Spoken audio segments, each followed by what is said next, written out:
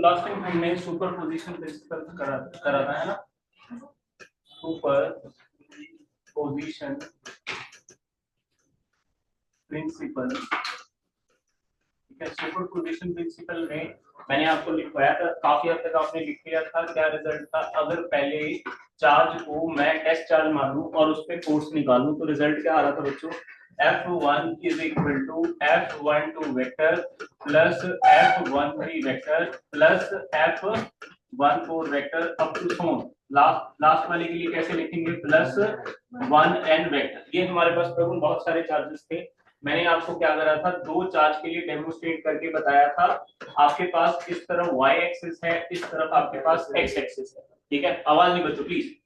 यहाँ पे आपके पास चार्ज है Q1 और इसका जो पोजीशन वेक्टर है बच्चों वो क्या लिखा था? R1 vector. मुझे थोड़ा ये भूल गया होगा कि किस तरफ से किस तरफ है, आप मुझे करेक्ट कर दीजिएगा कहाँ पे। यहाँ पे Q2 था बोलो, ठीक है। इस तरफ क्या था? Q3। तो ये वाला जो यहां से लेके यहां तक, ये जो Q2 है, Q1 पे एक फोर्स लगाएगा, this will be F12 vector. ऐसे ही ये Q3 इस पे एक फोर्स लगाएगा जो कि इस डायरेक्शन में होगा, दैट इज F13 वेक्टर। अब इन दोनों का एक रिजल्टेंट फोर्स होगा इस तरफ, है ना। जैसे अगर मैं बोलूं कि F1 आपका इस तरफ है, ये दोनों का रिजल्टेंट होगा। तो अगर आपको याद हो, जो F12 वेक्टर है that is force on one due to two, उसका जो रिजल्ट था वो क्या था? 1/4πε0 Q1 Q2 डिवाइडेड बाय, बताइए नीचे क्या लिखा था? R, हाँ जी, 1 2 कैप या 2 1 कैप? 2 1, हाँ जी, 2 1 वेक्टर के मॉड का स्क्वायर, बोलो लिखा था कि नहीं? ऐसे ही यहाँ पे क्या था? R21 cap. ऐसे ही F13 जो वेक्टर था आपके पास वो था 1/4πε0 Q1, हाँ जी, Q3 डिवाइडेड बाय R, 3 से A की तरफ, ऐसे पढ़ेंगे ना, कभी भूलेंगे नहीं। R 3 से A की तरफ वेक्टर के मॉड का स्क्वायर और R कैप 31। ऐसे ही फॉर nth चार्ज के लिए जो आपका रिजल्ट रहेगा that is F1n vector is equal to 1/4πε0 Q1 Qn divided by Rn से 1 की तरफ मॉड का स्क्वायर, और यहां पे क्या आ जाएगा? Rn1 cap. लास्ट टाइम मैंने आपको ये भी बताया था, अगर आप ट्रायंगल लॉ लगाएं, जैसे इसका जो पोजीशन वेक्टर है ये R3 वेक्टर मान लो और इसका जो पोजीशन वेक्टर है उसे R2 वेक्टर मान लो। अब इन 2 3 पे बैठ जाओ। अगर मैंने इतनी सी चीज निकाली, जैसे मान लो ये वाली चीज निकाले, this will be R21 vector, यही होएगा ना। तो बाय, हाँ जी, कौन सा लॉ है? Triangle law of vector addition, law of, हाँ जी, वेक्टर एडिशन। क्या मैं ऐसे लिख सकता हूं बच्चों? जो आपके पास आ जाएगा that is R1 vector is equal to R21 vector plus R2 vector. हाँ जी, नेक्स्ट लाइन में मैं ऐसे लिख सकता हूं R21 vector is equal to R1 vector minus R2 vector. इसको मैं इस तरफ ले आया, ये वाले वेक्टर को मैं इस तरफ ले आया। बोलो सभी सहमत है? ऐसे ही अगर मैं, हाँ जी, R31 वेक्टर लिखना चाहूं तो रोमांच क्या आ जाएगा? That will be R1 vector minus R3 vector. और nth वेक्टर के लिए कैसे लिख दूंगा? Rn1 vector is equal to R1 vector minus Rn vector. कोई बात नहीं गोपाल, अभी फिलहाल 1-2 दिन में पता चलेगा कि चीज कैसी है। रिकॉर्डेड लेक्चर देखोगे आपको पता चल जाएगा। अभी बीच में से समझना थोड़ा सा मुश्किल है क्योंकि लास्ट टाइम वो रह गया था टॉपिक, उसको कंटिन्यू करना है। ऐसे ही अगर मैं ये लिखना चाहूं R, हाँ जी देखिए, R12, ये जो आपके पास 2 1 कैप है, इसको ऐसे लिखते हैं ना, vector divided bye its magnitude. लिखते हैं कि नहीं? Vector divided bye its magnitude, that is 2 1 vector. और इसी को बताओ क्या लिखेंगे उज्जवल? R1 vector minus R2 vector divided by R1 vector minus R2 vector का मैग्नीट्यूड। अगर मैं इसी चीज को यहां पे पुट कर दूं फोर्सेस को, देन ये इक्वेशन आपकी कितनी, मैंने दिया था कोई इक्वेशन नंबर, इसको देखो जरा। नहीं दिया तो this is equation 1। Putting these values in equation 1, putting these values in equation 1, तो प्रगुण क्या आएगा अपने पास, f1 vector is equal to 1/4 pi epsilon naught q1 q2 divided by, इसकी जगह पे बताओ बच्चों क्या लिखूंगा, ये लिखूंगा ना, इसके मॉड की वैल्यू क्या है, दैट इज r1, हाँ जी पहले ना ऐसे ही लिख लो एज इट इज, जो इसकी वैल्यू है हमने यहाँ पे लिख रखी है वही लिख लेते हैं, ठीक है। ये आ जाएगा आपके पास,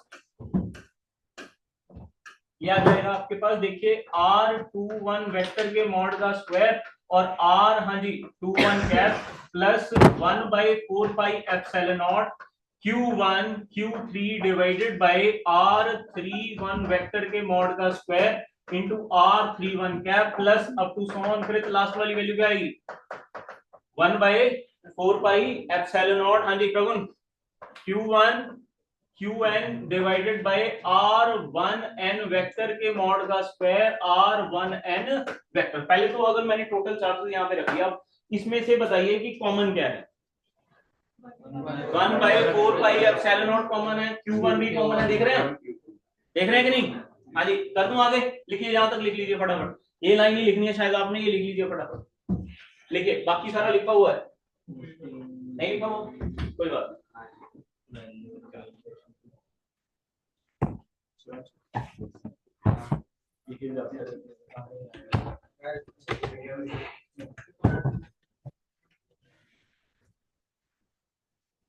हाँ जी चलें जी आगे चलें, जल्दी लिखिए शाबाश।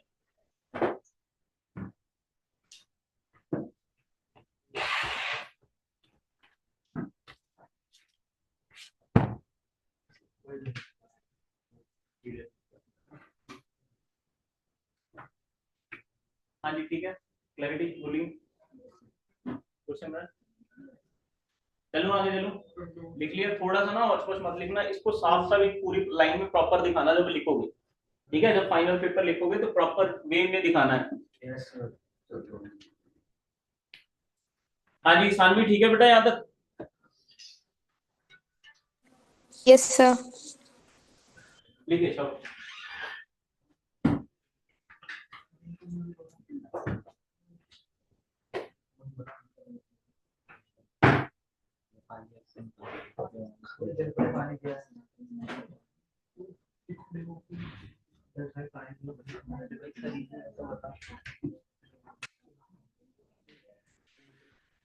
चलिए चले आगे, तो नेक्स्ट लाइन में लिखिए आपके पास क्या आ जाएगा, देखिए f1 vector is equal to, हाँ जी 1/4 पाई एप्सिलॉन नॉट कॉमन, यहाँ से q1 कॉमन आ गया, बताइए रमाश अंदर क्या आ जाएगा, q2 के साथ क्या आएगा यहाँ पे, हाँ जी क्या मैं ऐसे लिख सकता हूँ r1 vector minus r2 vector के मॉड का स्क्वायर, और यहाँ पे जो यूनिट वेक्टर है उसको ऐसे लिख सकता हूँ r1 vector minus r2 vector divided bye its magnitude. ध्यान दीजिए मैंने यूनिट वेक्टर को पुट किया, पीछे देखिए जरा, ये यूनिट वेक्टर की वैल्यू मैंने निकाल के रखी है ना, that is r1 vector minus r2 vector divided bye its magnitude, next line में मैंने इसे पुट कर दिया, तो सभी के पुट कर दूंगा मैं, जितनी भी टर्म्स हैं, यहाँ पे आ जाएगा plus q3 divided by r1 vector minus r3 vector के मॉड का square into r1 vector minus r3 vector divided by r1 vector minus r3 vector के का mod plus up to small, रोमांच बताएंगे nth के लिए, nth के लिए सर qn बटे, हाँ जी r1 vector minus rn vector के मॉड का square into r1 vector minus rn vector divided by r1 vector minus r1 vector का मॉड। अब ये कितनी बार है, ये कितनी बार है मॉड, ये 2 बार है, ये 1 बार है, कितनी बार हो जाएगा टोटल, 3 बार, 3 बार क्यूब हो जाएगा, तो ये आपके पास नहीं, बार इन द सेंस पावर, तो ये आ जाएगा 1/4 pi epsilon naught q1 q2 बटे, हाँ जी r1 माइनस r2 वेक्टर के मॉड का cube into r1 vector minus r2 vector, कितने लोगों को, प्लस q3 बटे r1 vector minus r3 vector के मॉड का cube into r1 vector minus r3 vector plus n के लिए क्या आ जाएगा इसी का qn बटे r1 vector minus Rn vector के मॉड का क्यूब और R1 vector minus Rn vector. तो याद रखने वाली बात क्या है, नीचे क्यूब तब आएगा जब साथ में वेक्टर है, नीचे स्क्वायर आएगा जब साथ में यूनिट वेक्टर है, और जनरली लिखना है तो नीचे स्क्वायर ही आएगा। सामने क्लियर है ये बात? Yes sir. अब मैं लगाऊंगा समीशन। समीशन कितने लोगों को समझ आता है? समीशन समझ आता है सबको? हाँ जी, किसी का समीशन भी समझ आता? समीशन इन द सेंस में अभी समझाता हूँ। हाँ, स्टैट्स वाला समीशन समझ आता है? तो ध्यान दीजिएगा प्रभु, मैं इसे लिख रहा हूँ F1 vector is equal to 1/4 pi epsilon naught Q1 summation I is equal to 1 to n। ध्यान दीजिएगा, अब मेरा प्रश्न ये है कि गोपाल n कौन कौन चेंज हो रहा है यहाँ पे? ये यहाँ पे ये देखो 1 सेम है, यहाँ पे 1 सेम है, और यहाँ पे 1 सेम है, मतलब ये चेंज नहीं हो रहा। तो इसके नीचे मॉड में मैंने Rn वेक्टर तो एज इट इज लिख दिया। यहाँ पे कितना है? यहाँ कितना है? 2। यहाँ पे कितना है? यहाँ पे कितना है? n। तो इसका मतलब मैं I को 1 पुट ही नहीं कर सकता, मैं क्या पुट करूंगा? सीधा 2 से स्टार्ट होएगा ना। शिवानी एक मिनट, तो किया जाएगा माइनस I की जगह Ri वेक्टर। हाँ जी, ऊपर भी अगर आप ध्यान दें यहाँ कितना है? 2। यहाँ कितना है? यहाँ कितना है? जहां पे बदल रहा है उसकी जगह पे मैंने क्या लिख दिया? I। ठीक है, नीचे भी बदल रहा है, ऊपर भी बदल रहा है, यहाँ पे भी R1 है, R1 है, R1 है, पहले वाले में सेम है। शिवांशु सेम है कि नहीं? Yes sir. तो ये आ जाएगा R1 वेक्टर, और दूसरे वाले में चेंज हो रहा है R2 R3 Rn, तो that will B Ri vector. तो ये आपका है समेशन फॉर्म। ठीक है, I हाँ जी, रुका हुआ मैं चेक कर लो जरा। R1 फिक्स है सब में, और I कहां से कहां तक है बोली? 2 से लेके n तक, और जहां जहां पे चेंज हो रहा है मैंने वही लिखा है, तो समीशन लिखना सीख लीजिए।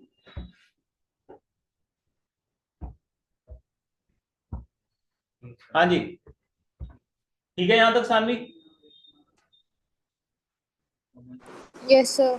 ओके, रमाश? यस सर, क्लैरिटी है? कोई दिक्कत परेशानी? जैसे सुपर पोजिशन प्रिंसिपल। अब मेरा प्रश्न है किससे? मेरा प्रश्न है शिवांशु से। Shivanshu, force is force a vector quantity? Force vector quantity है, तो ऑब्वियसली जहां पे भी एक से ज्यादा फोर्स लगेंगे, जैसे 11वीं क्लास में एक से ज्यादा वेक्टर्स कहीं लगते थे, तो आप कौन सा लॉ यूज करते थे ऐड करने के लिए? हाँ, ये मैंने लिखा नहीं, क्यूब आया बच्चों यहाँ पे, इसे ठीक करो।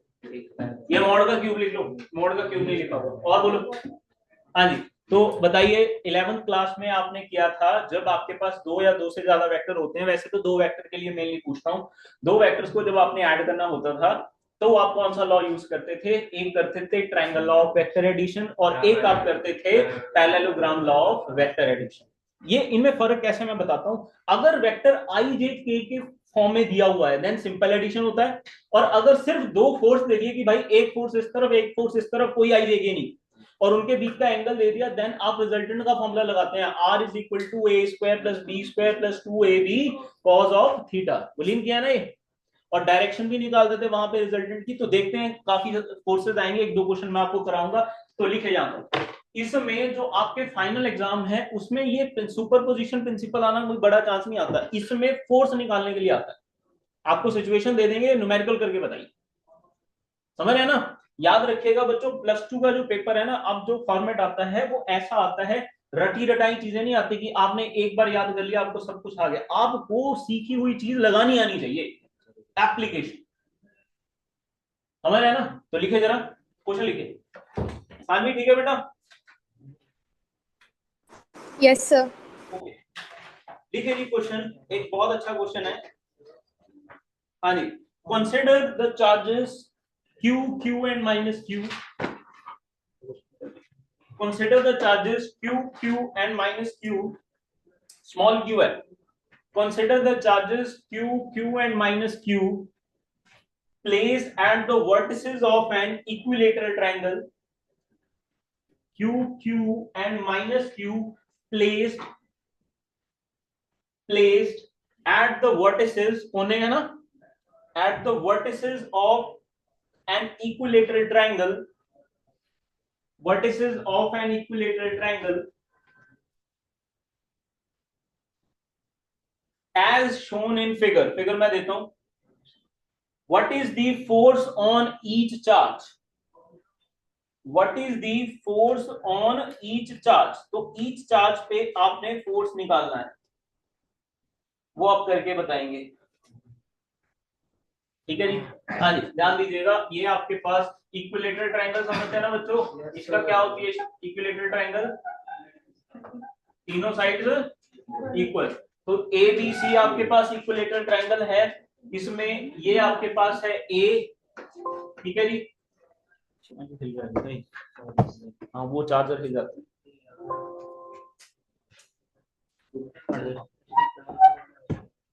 थोड़ा सा इधर कर दो, वो पीछे है, हाँ पीछे, अच्छा ठीक है जी, ध्यान दीजिए, सुनिए, देखिए जरा, तो यहाँ पे है आपके पास Q, यहाँ पे आपके पास Q है, और यहाँ पे आपके पास माइनस Q है, ये है A B और ये C, और जो इक्विलेटरल ट्रायंगल है उसकी लेंथ कितनी दे रखी है L, साइड दे रखी है L, तो आपने फोर्स निकालना है हर एक चार्ज के ऊपर, तो मैं कराऊं या करेंगे आप पहले, ट्राई करके देखते हैं, ट्राई करिए जरा, आपको 3 मिनट दिए।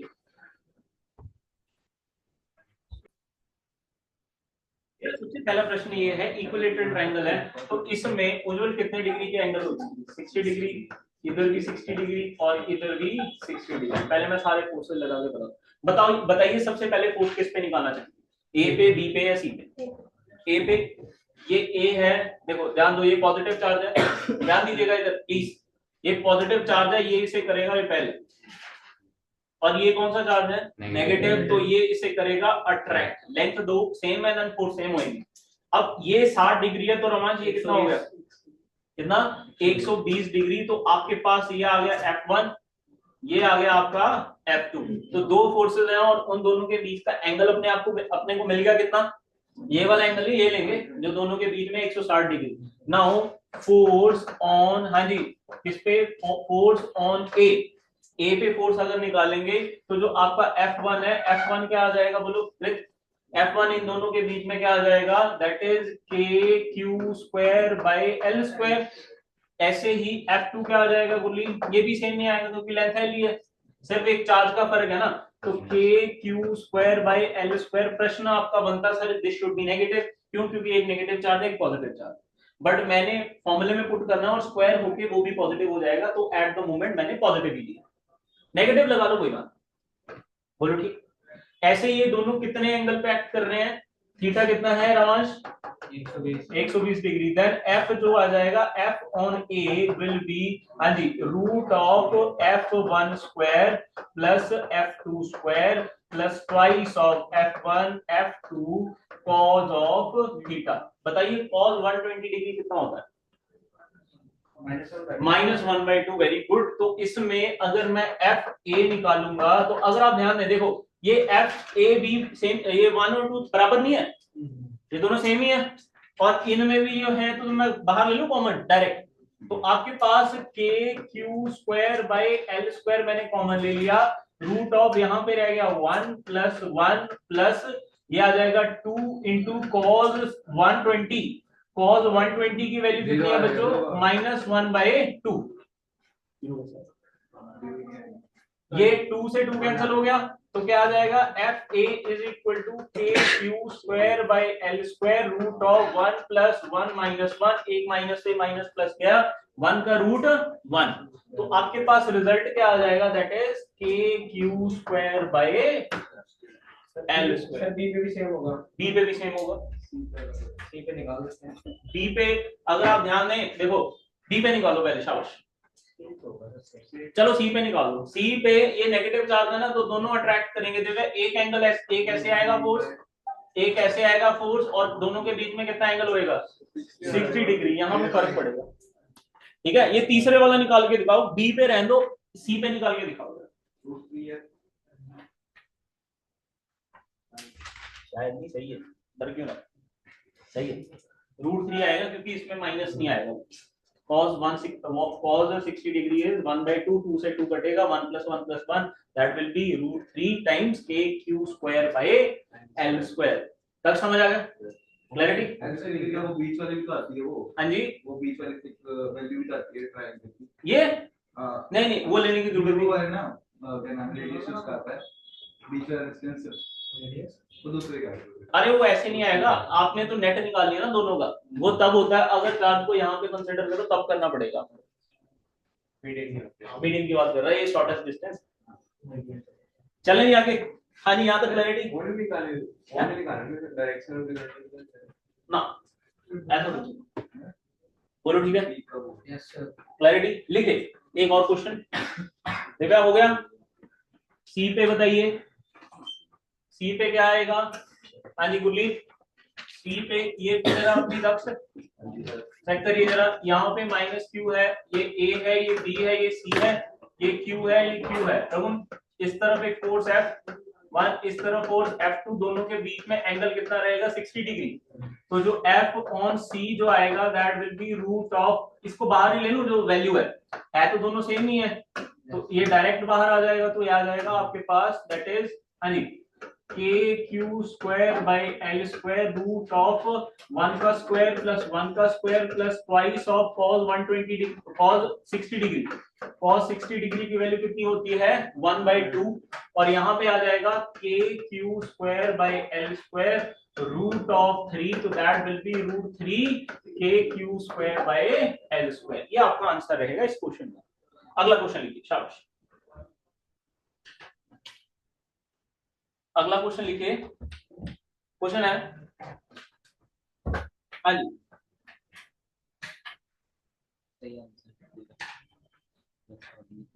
होमवर्क दे दूं अगला क्वेश्चन लिख, अरे सेम ही है, सेम ही है। लिखिए क्वेश्चन है charges of 5 microcoulomb minus 10 microcoulomb and minus 5 microcoulomb, सीधा लिख लो। ए पे है 5 माइक्रोकूलम, बी पे है 10 माइक्रोकूलम और सी पे है माइनस 10 माइक्रोकूलम।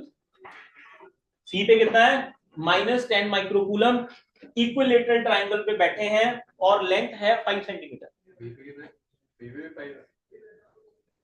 ए पे 5 माइक्रोकूलम, बी पे 10 माइक्रोकूलम और सी पे माइनस 10 माइक्रोकूलम, ठीक है। और इक्विलेटरल ट्राइंगल पे बैठे हैं।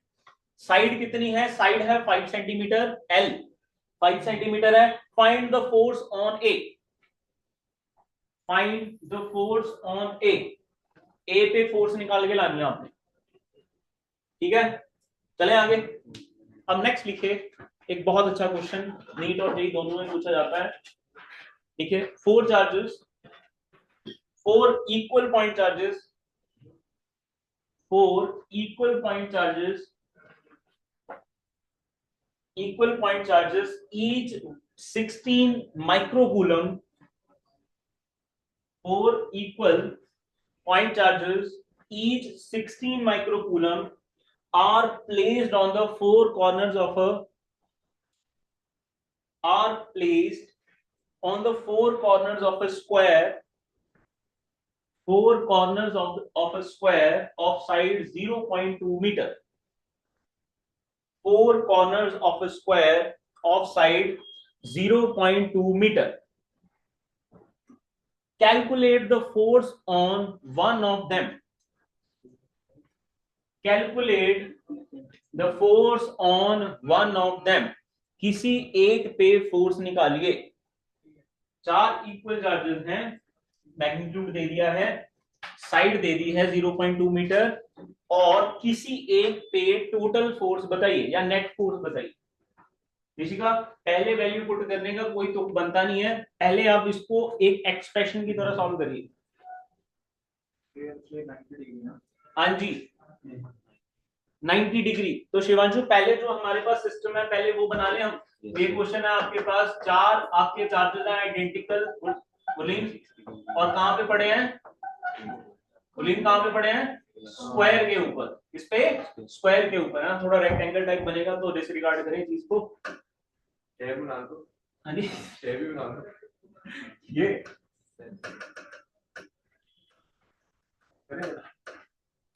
इस पे मैं ये है ना, हाँ जी अरे ये बनेगा। अब आपके पास 4 चार्जेस हैं, एक है Q, ये भी है Q, ये भी है Q और ये भी है Q, ठीक है। सभी की साइड को अगर मैं L मान लूं तो कोई दिक्कत किसी को है ना। यहाँ पे जो Q है वो कितना है 16 माइक्रोकूलम, और जो L है वो कितना दे रखा है 0.2 मीटर। मैं अभी पुट नहीं करूंगा, पहले मैं आपको आइडिया बताऊंगा होएगा क्या। इसी का जैसे ये किसी एक को बताओ आप, जिसको बोलेंगे उसको मैं टेस्ट चार्ज मान लूंगा, बाकियों को सोर्स मान लूंगा। बोलो किसको मानना है, बताओ। ये है A B C D, बोलो नाम बोलो, किसको मानना है? सी पे सी वाले हाथ उठाइए, ए वाले हाथ उठाइए। तो सारे सेम तो बात वही पड़ेगी। तो ध्यान दीजिए, प्रभु ने भी यही माना है। तो ध्यान दीजिए, ये टेस्ट चार्ज है, तो ये बी पे जो चार्ज है वो इसे रिपेल करेगा इस तरफ F फोर्स से। बोलो ठीक है, ध्यान दीजिएगा। ये सेम चार्जेस है तो ये इसे रिपेल करेगा F फोर्स से। ऐसे ही नीचे जो चार्ज है ये भी इसे रिपेल करेगा किससे? F फोर्स से। बोलो ठीक है। अब जो तीसरा चार्ज है दक्ष, ये वाला है ना, ये वाला भी इसे रिपेल करेगा। पहले तो आपको क्या करना है, इस F और इस F का रिजल्टेंट निकालना है। ये दोनों वेक्टर्स है ना, कितने डिग्री पे एक्ट करेंगे? ये 90 डिग्री। इन दोनों का रिजल्टेंट निकालना है, और इन दोनों का रिजल्टेंट मान लो क्या आएगा, मान लो वो आएगा F प्राइम। ये तो निकला इन दोनों का रिजल्टेंट। इसके अलावा ये जो चार्ज है ना C पे, ये भी इस पे एक फोर्स लगाएगा, और उस फोर्स को मैं F डबल प्राइम मान लू। क्या मान लू? F double prime. एंड में इस F प्राइम और F डबल प्राइम का सम कर देंगे, और सम करके जो आएगा वो क्या आएगा? Total force. ठीक है। तो पहले तो अगर आप देखें जो F प्राइम है दिव्या, वो कैसे आएगा? F prime will be root of F square plus F square. 90 degree पे एक्ट कर रहे हैं, 2ab cos थीटा cos 90 लिखने की जरूरत नहीं है। तो शिवांशु क्या आ जाएगा? F prime is equal to root 2f। कोई दिक्कत? अच्छा, ऐसे ही अगर ये L है, ये L है, तो ये साइड कितनी हो जाएगी? ये L है, ये L है, पाइथागोरस लग जाएगी। पाइथागोरस लगाएंगे, root of L square plus L square कितना आ जाएगा? Root 2L। इसी का ठीक है। तो इसी वजह से जो F डबल प्राइम आ जाएगा, मतलब इस चार्ज का जो इस पे फोर्स है, दैट विल बी, हाँ जी, के नहीं इसमें नहीं लगेगा, ये तो अकेला ही है, k Q square divided by distance कितना लूं? कितना आएगा ये? रूट 2L का स्क्वायर। इसकी तो वैल्यू पुट करनी है ना भैया, ये F की वैल्यू पुट करनी है। तो F डबल प्राइम क्या आ गया था? के Q square bye 2L square. ऐसे ही F प्राइम क्या आ जाएगा? रूट 2 इंटू F की जगह पे क्यू के स्क्वायर बाय L स्क्वायर। इन दो किसी भी दो के बीच का फोर्स निकाल लो जो साइडों में। तो देखिए अपने पास ये भी आ गया, ठीक है, ये भी आ गया। एंड में इन दोनों को क्या करना है? प्लस करना है, एक ही डायरेक्शन में जा रहे हैं। तो जो नेट फोर्स A पे आ जाएगा, that will be F prime plus F double prime. तो F A will be F double prime क्या है? F प्राइम कितना है?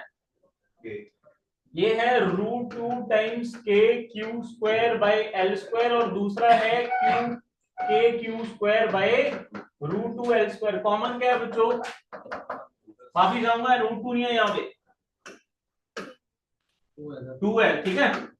तो क्या आ जाएगी आपके पास value? K Q square by L square बाहर, अंदर क्या रह जाएगा? Root 2 plus 1 by 2। किसी को कोई सहमति? किसी का ठीक है ये? हाँ जी, गुरसिमरन, गोपाल, अब पुट कर दीजिए वैल्यू। तो F A is equal to k की वैल्यू 9 इंटू 10 की पावर 9 इंटू क्यू कितना है? 16 इंटू 10 की पावर -6 माइक्रो के लिए, और उसका करेंगे स्क्वायर बटे शिवांशु लेंथ कितनी है?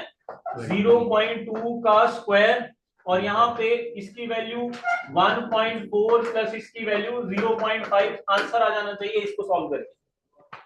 लिखिए फटाफट, शाबाश। हाँ जी सानवी, ठीक है बेटा ये? Yes sir. लिखिए। इसका आंसर है that is 110.3 Newton along BD। मतलब ये डायरेक्शन भी उन्होंने बोल रखी है, आपको डायरेक्शन स्पेसिफाई करने की जरूरत नहीं है। 110.3 न्यूटन, मतलब वो आपको पता चल जाएगा। लिखिए नेक्स्ट जो टॉपिक है, हाँ जी, नेक्स्ट जो टॉपिक है वो है आपके पास इलेक्ट्रिक फील्ड। क्या है, इलेक्ट्रिक फील्ड। तो इसको थोड़ा समझने की जरूरत है। तो कोई बताएगा इलेक्ट्रिक फील्ड क्या है, जिसने स्कूल में क्लास लगाई हो या पता हो? हाँ जी बताइए। Tangential direction of something. हाँ, मतलब पिक्चोरियल रिप्रेजेंटेशन ऑफ, है ना? या और आसान भाषा में अगर इलेक्ट्रिक फील्ड समझना हो तो क्या बोलेंगे, और इजी लैंग्वेज में? चार्ज के जितने भी एरिया में उसका ऐड कर रहेगा अट्रैक्शन और रिपल्शन, जैसे जैसे दूर जाते जाएंगे उसकी कम होती जाएगी। हाँ, तो एग्जैक्टली जैसे आपको पता है, हाँ बिल्कुल, जैसे आपको पता है कि जो अर्थ है, अर्थ के राउंड, जब अर्थ के राउंड एक फील्ड है जिसको हम ग्रेविटेशनल फील्ड बोलते हैं, जैसे ये अर्थ है, अर्थ के राउंड ना एक स्पेस है, जिस स्पेस में अगर आपकी कोई बॉडी आ जाए तो अर्थ उसे अंदर खींच लेगी। ऐसे ही कोई जो चार्ज पार्टिकल होता है या चार्ज बॉडी होती है, उसके अराउंड एक फील्ड होता है या एक स्पेस होता है उसके अराउंड। अगर उस स्पेस में या उस फील्ड में कोई बाहर से चार्ज आ जाए तो या तो उसे अट्रैक्शन होगी, अट्रैक्शन क्यों होगी, अगर वो ऑपोजिट होगा, और या उसे क्या होगी, रिपल्शन, अगर सेम काइंड का होगा। तो वो स्पेस अराउंड अ चार्ज जिसमें दूसरे चार्ज को इंटरेक्शन महसूस हो, चाहे वो अट्रैक्शन हो चाहे वो रिपल्शन हो, that field is called electric field. तो लिखे, लिखे स्टेटमेंट जरा। हाँ जी, लिखिए स्टेटमेंट है, an electric field is set to, या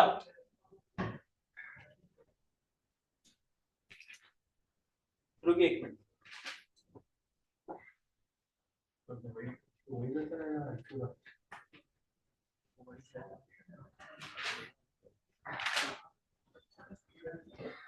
it is defined as, it is defined as space around a charged particle या charge, charge ही लिखे, it is defined as space around a charge,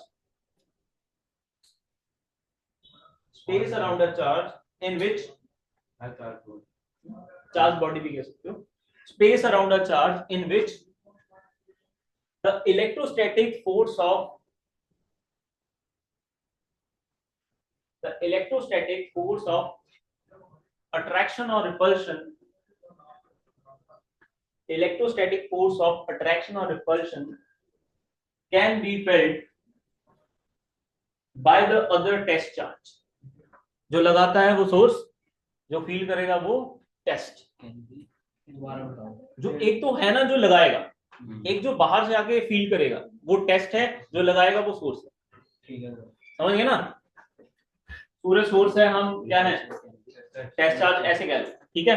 तो it is defined as the space around a charge in which the electrostatic force of attraction or repulsion can be felt by the other test charge। तो ये आपके पास electric field है। जैसे मान लीजिए ये आपके पास कोई पॉजिटिव चार्ज है, तो इसके अराउंड गुरसिमरन क्या होगा, एक आपके पास इलेक्ट्रिक फील्ड होगा। मान लीजिए इसका जो चार्ज है वो Q है, और जो टेस्ट चार्ज है जिसको लेके आए हैं उसे Q नोट कहते हैं। अब मेरा एक प्रश्न है उज्जवल जी, अगर थोड़ी सी डिस्कशन स्कूल में की हो तो आपको ये भी पता होगा कि अगर क्या नाम आपका प्रभु, ये जो चार्ज है ये पॉजिटिव चार्ज है, तो इसका भी तो फील्ड होगा, इसका फील्ड नहीं होगा क्या? ऐसे तो क्या करेगा, ये फील्ड जो आएगा ये इसके फील्ड को क्या करने की कोशिश करेगा, इसको डिसॉर्ट करने की कोशिश करेगा, इसके फील्ड को हिलाने की कोशिश करेगा। अगर दो इतने मैग्नीट्यूड वाले आ जाए ना एक दूसरे के साथ, तो वो एक दूसरे के फील्ड को मैनिपुलेट कर देते हैं, या फिर नेट फील्ड उनका अलग ढंग का बनता है। तो ये माना जाता है कि ये जो चार्ज है वो इनफिनिटेसिमली स्मॉल है, मतलब ये चार्ज है जो बहुत ही छोटा है as compared to this body, कि मतलब इसका फील्ड है बट इतना इतना भी कम है कि वो उसके फील्ड को चेंज ना करे, सिर्फ फील्ड कर। बोलो ठीक। तो लिखिए जरा, जो इलेक्ट्रिक फील्ड है, इलेक्ट्रिक फील्ड का फॉर्मूला होता है E vector is equal to force divided by Q naught. Shivanshu यहाँ पे जो नीचे है ना, नीचे उसको पुट करते हैं जो फील कर रहा हो, मतलब that is force experience by a unit test charge. ये भी लिख लो definition, it is defined as, यही एक डेफिनेशन, एक और डेफिनेशन है, the electric field is defined as the force experienced by a unit test charge, unit 1 unit है ना उसका magnitude, the force experienced by a unit test charge, unit test charge in the presence of other source charge. Force experienced by Force experienced by a unit test charge in the presence of other source charge या field. In the presence of other field, ये कह लो, जो मर्जी आप लिख सकते हैं, but उसका सेंस नहीं बदलना चाहिए प्लीज. ये एक वेक्टर क्वांटिटी है. It is a vector quantity और इसकी जो डायरेक्शन है ना, इसकी जो डायरेक्शन है वो पॉजिटिव चार्ज से नेगेटिव चार्ज की तरफ होती है.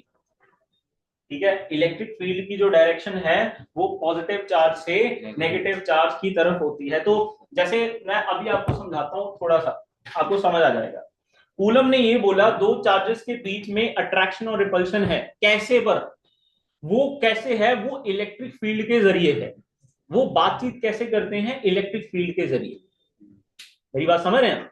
कूलम ने सिर्फ इतना बताया था चार्जेस के बीच में फोर्स है. वो फोर्स कैसे एक दूसरे पे लगता है? वो इलेक्ट्रिक फील्ड के जरिए लगता है. बोलो यहां तक क्लैरिटी? तो लिखिए नेक्स्ट. हाँ जी, नेक्स्ट लिखिए इसके डायमेंशंस. अच्छा, यूनिट क्या होंगे इसके? पहले तो यूनिट की बात करते हैं. Unit of electric field. हाँ जी, इसके जो यूनिट होते हैं वो होते हैं न्यूटन पर कूलम, और इसके दूसरे यूनिट होते हैं वोल्ट पर मीटर. ये वोल्ट पर मीटर में आपको लिखवा रहा हूं, अभी नहीं पता चलेगा, एक फॉर्मूला बाद में डिराइव करेंगे, वहां से आपको आइडिया हो जाएगा कि वोल्ट पर मीटर भी इसके यूनिट हो सकते हैं. बोलो ठीक. तो दो यूनिट्स हैं, कौन से? न्यूटन पर कूलम और वोल्ट पर मीटर. बच्चे न्यूमेरिकल में वोल्ट पर मीटर देख के डर जाते हैं कि पता नहीं क्या पूछ लिया, या दे दिया तो क्या दे दिया. लिखिए नेक्स्ट. लिखिए इसके डायमेंशंस. डायमेंशंस क्या होंगे बच्चों? डायमेंशंस निकालने आते हैं किसी को? 11वीं क्लास याद है?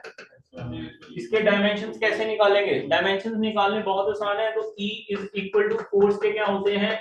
mLT-2 डिवाइडेड बाय चार्ज के. देखो, अब चार्ज जो है वो फंडामेंटल क्वांटिटी नहीं है, करंट आपकी फंडामेंटल क्वांटिटी है. करंट का जो फॉर्मूला रहता है I is equal to Q/T, और जो Q है वो क्या हो जाएगा? IT.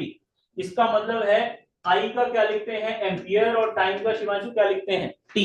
So this will be E is equal to mLT-3 or A-1. This is dimensions of electric field. ठीक है जी, कोई दिक्कत परेशानी? हाँ जी, क्लैरिटी?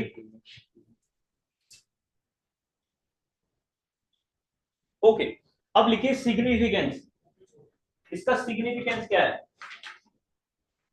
सिग्निफिकेंस फायदा. By knowing the value of electric field. एक बात और सुन लीजिए please, point to be noted. जैसे उज्जवल थोड़ी देर पहले मैं बोल रहा था force on Q1 due to Q2. Electric field ऐसे नहीं बोलते. इलेक्ट्रिक फील्ड ऐसे नहीं बोलते कि electric field on test charge due to source charge. वो ये मानते हैं कि जो आपका टेस्ट चार्ज है इनफिनिटेसिमली इतना तो स्मॉल है कि वहां पे चार्ज है ही, तो इस वजह से वहां चार्ज ना होके उसको पॉइंट बोलते हैं कि स्पेस में एक पॉइंट है जिसमें टेस्ट चार्ज लगभग नहीं है, और उस पॉइंट पे इलेक्ट्रिक फील्ड होगा, ना कि उस चार्ज. एक बार फिर बता रहा हूं, फोर्स को ऐसे बोलते हैं एक की वजह से दूसरे फोर्स पे है. इलेक्ट्रिक फील्ड स्पेस कॉन्सेप्ट है. स्पेस कॉन्सेप्ट मतलब आप ऐसे नहीं बोलते electric field on that charge particle, आप ऐसे बोलते हैं electric field at that point. हाँ, ग्रेविटी का electric field at that point सही है. Electric field on that charge नहीं बोलते. वो चार्ज है ही नहीं, लगभग जीरो. लगभग जीरो. अब आप बोलोगे सर ऐसे कैसे हो सकता है लगभग जीरो? दूसरा चार्ज बहुत बड़ा ले लो, ये थोड़ा बड़ा ले लो, तो उसके सामने जीरो देखना चाहिए. समझ आया ना? तो इलेक्ट्रिक लिख भी लो चाहे नोट में, electric field is a space concept या special concept. Electric field is a space concept. समझ आया रमाश ये बात? ऑन नहीं कभी भी बोलना, इलेक्ट्रिक फील्ड को लिखते वक्त क्या बोलना है? At that point. ठीक है जी, तो लिखिए. हाँ जी, सिग्निफिकेंस लिखवा रहा था, तो सिग्निफिकेंस में लिखिए bye knowing the value of electric field at any point. By knowing the value of electric field at any point, we can calculate force. है ना? By knowing the value of electric field at any point, we can calculate force. We can calculate force. जैसे किसी question में उन्होंने अपने को ई दे दिया, ठीक है, अपने को चार्ज दे दिया, जो चार्ज फील कर रहा है वो चार्ज भी अपने पास है, तो फोर्स निकालना क्या ही बड़ी बात है, F is equal to Q, कर सकता हूँ ना, फॉर्मूला लिख पाया मैंने। अब जरा ध्यान दीजिएगा, बस यहीं से बातें शुरू हो जाती हैं बहुत अच्छी, अब काम आएगा थोड़ा सा एडवांस में, यहां तक क्लैरिटी, कोई दिक्कत परेशानी?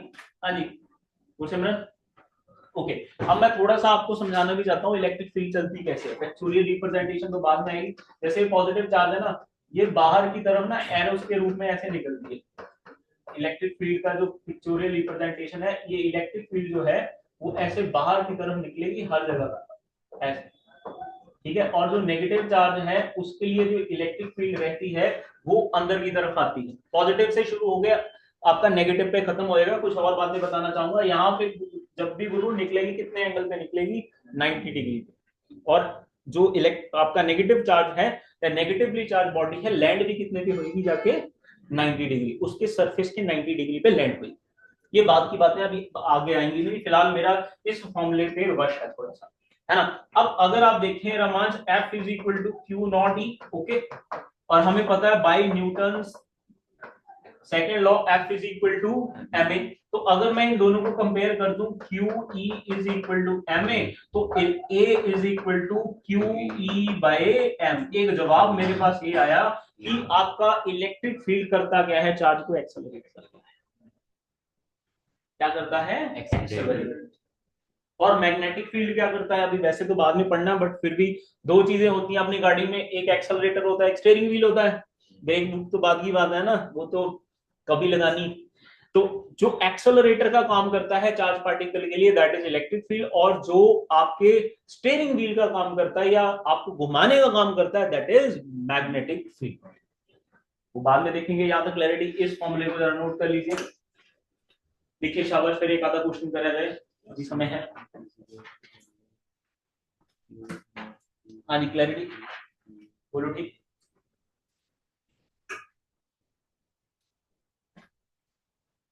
लिख लिया सबने? Yes sir.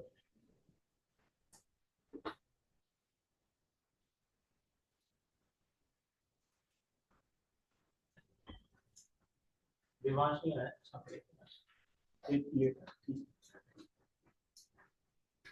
और कौन नहीं आया?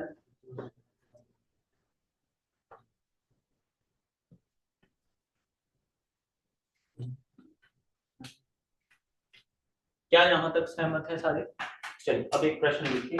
अब मेरा प्रश्न है दिव्या से। दिव्या, एक्सेलरेशन अपने को पता चल गया, इस एक्सेलरेशन से अपन क्या क्या काम कर सकते हैं, बोलो। क्या ये फॉर्मूला पढ़ा है?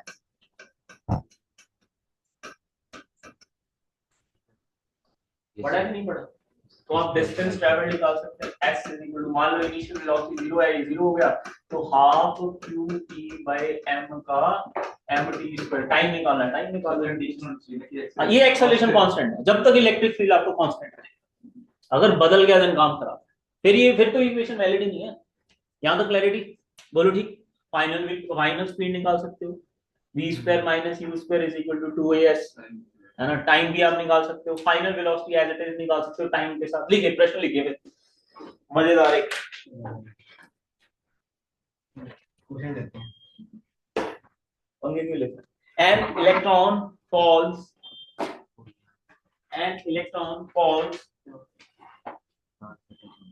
through a distance of 1.5 centimeter, ऐसे दे दिया, an electron falls through a distance of 1.5 centimeter in uniform electric field. Distance कितना दिया sir? 1.5 centimetre in a uniform electric field. हाँ जी अनवी, दिख रहा है बेटा? Yes, sir. In a uniform electric field of magnitude 2 into 10 की power 4 Newton per coulomb, of magnitude 2 into 10 की power 4 Newton per coulomb, compute the time of fall 2 into 10 to the power 4 Newton per coulomb, compute the time of fall compute the time of fall, what will be the time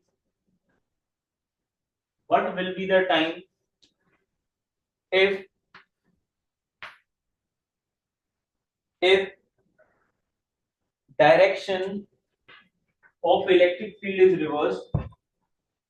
What will be the time if direction of electric field is reversed and a proton is placed inside that electric field?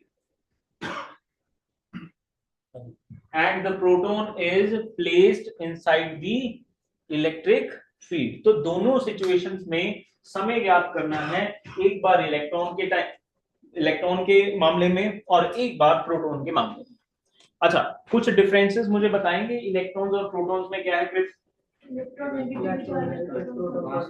मास का फर्क है, सिर्फ मास है, मास का फर्क है। हाँ, तो इसमें वो यूज होएगा तो फर्क पड़ेगा उससे, ठीक है। तो सबसे पहले हाँ जी शिवांशु, एस अपने को दे दिया बेटा कितना सर 1.5 सेंटीमीटर, ठीक है। मेरी तो कोशिश यही रहेगी कि इस क्लास में ना जितने न्यूमेरिकल हो पाए होंगे, अब ये पिछले साल है नहीं करते, बच्चे नहीं करते, तो इसको 1.5 into 10 की पावर -2 मीटर लिखो, कोई दिक्कत नहीं है ना।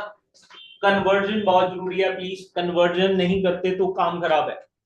Centimetre to metre, gram to KG, SI system में रहना, एसआई सिस्टम में रहना बहुत जरूरी है, ठीक है शिवांशु। ई की वैल्यू कितनी है? 2 into 10 की पावर 4 न्यूटन पर कूलम या वोल्ट पर मीटर, एक ही बात।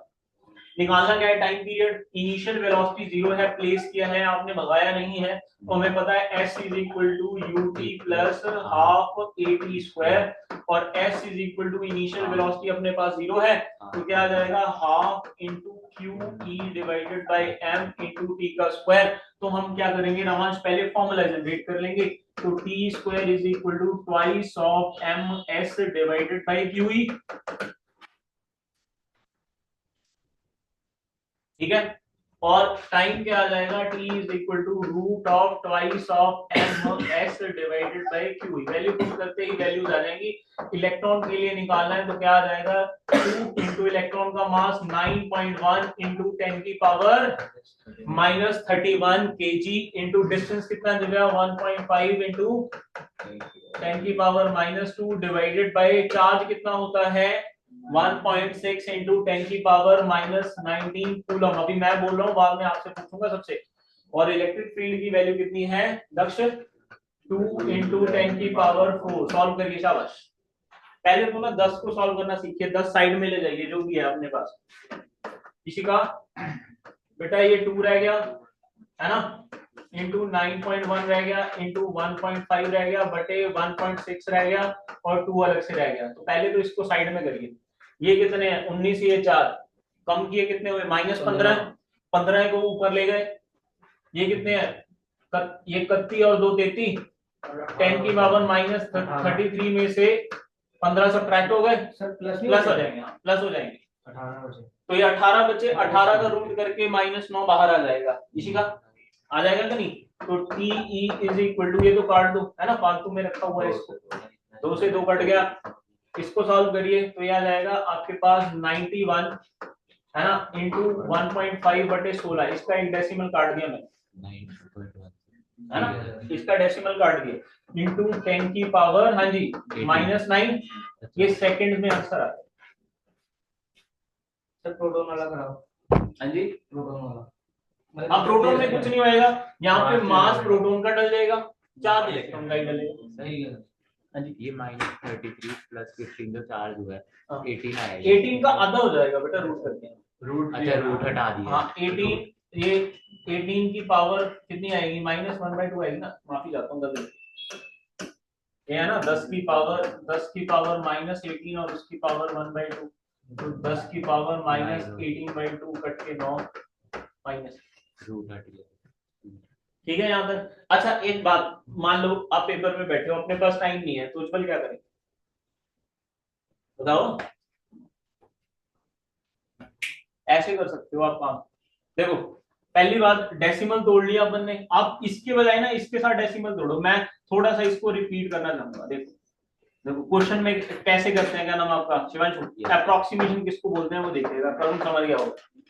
ये 9.1 एज इट इज रखा, ये कितना है 1.5 है, ये कितना है 1.6, काट दो लगभग बराबर है, तो ये 0.9 समथिंग आएगा, मतलब लगभग 1, और लगभग 1 को 9.1 से मल्टीप्लाई करा, इसी का कितना आएगा 9, और 9 किसके आसपास है 3, और या ऐसे कर लो 0.9 को इससे मल्टीप्लाई, अगर ये 1 से छोटा हो गया ना, जैसे 1 से छोटा हो गया तो इसको जब इससे मल्टीप्लाई कर देंगे थोड़ा छोटा कर देगा इसे, और जब छोटा कर देंगे तो इसका जो रूट है वो 3 से छोटा हो जाएगा, मतलब 9 का 3 आता है, तो इसका 2.89 समथिंग इंटू 10 की पावर -9, अब 2 पॉइंट जैसे ही लगेगा आपको आंसर पता लगेगा,